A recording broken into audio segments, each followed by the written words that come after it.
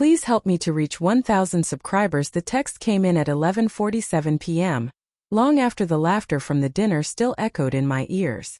I'm sorry you had to hear it like that. You didn't deserve that. It was from Mark, my friend. The same friend my wife had mocked me in front of just hours earlier. I stared at the screen, my chest tight, replaying the moment over and over. Her voice. Her laugh. The way she'd rolled her eyes when she said it, like I was a joke she'd grown tired of telling. Don't mind him, she'd said, waving her hand toward me while Mark stood there awkwardly holding his beer.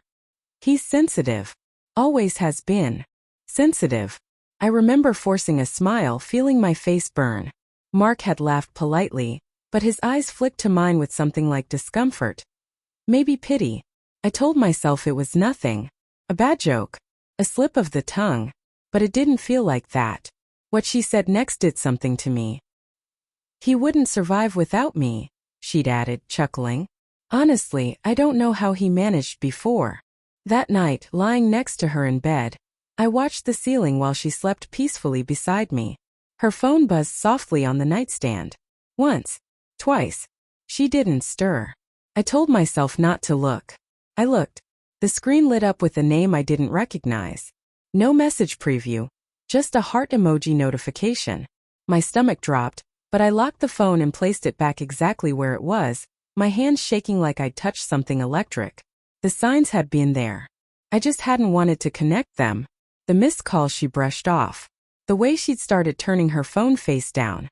The sudden interest in working late and girls' nights that somehow required new dresses and perfume she never wore for me anymore. I questioned myself first. Maybe I was insecure. Maybe I really was sensitive. She'd said it enough times that it had started to feel true. A week later, Mark asked me to grab coffee. He didn't waste time. I didn't like how she spoke to you, he said carefully. And there's something else. I didn't know how to bring it up. My heart pounded before he even finished. He'd seen her. Not cheating, not exactly. But close enough that the image still makes my throat tighten. Her hand on another man's arm. Her laugh, soft, intimate, the one she used to save just for me. I thought you knew, he said quietly. I'm sorry. That night, I went through her phone while she showered. There was no dramatic reveal. No single explosive message. Just hundreds of small betrayals. Inside jokes that weren't ours. Late-night confessions. Complaints about me. My habits, my emotions, my lack of ambition. Screenshots of private arguments sent to someone else for validation. And one message that hollowed me out completely. I feel more myself with you than I ever do at home. When I confronted her, she didn't deny it. She sighed like I finally asked about something inconvenient. I didn't think you'd find out like this, she said. Not I'm sorry. Not I hurt you. She told me she felt trapped. That mocking me had been just a joke.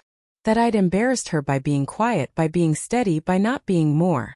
I never meant to destroy you, she said, tears finally forming. I just needed something different. What she didn't understand was that the moment she'd mocked me in front of my friend, something inside me had already cracked. I remembered every time I defended her. Every time I'd chosen patience over pride. Love over ego. And I realized I wasn't weak. I'd just been loyal to someone who had stopped being loyal to me. I left quietly.